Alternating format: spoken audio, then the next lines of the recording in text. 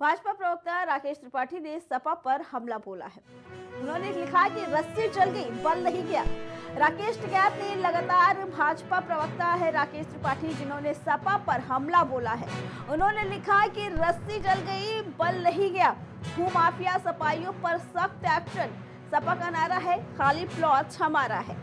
साफ तौर पर ये सपा सरकार पर हमला बोलते हुए लिखा कि खाली प्लॉट हमारा है। ये सपा का नारा है कि खाली प्लॉट हमारा है।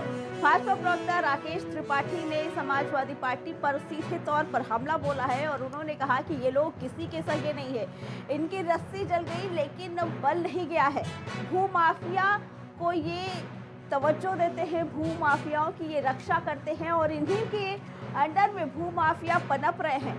सपा का नारा है कि खाली प्लॉट हमारा है और इस तरीके से वो पूरे देश में, पूरे प्रदेश भर में जमीनों को हथिया रहे हैं।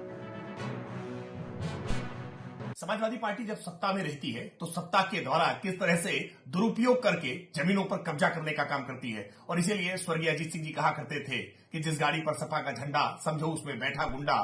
वो जहां पर जमीन पर हाथ रख दिया करते थे वो जमीन उनकी हो जाया करती थी। सपाइयों का नारा है, खाली प्लाट हमारा है।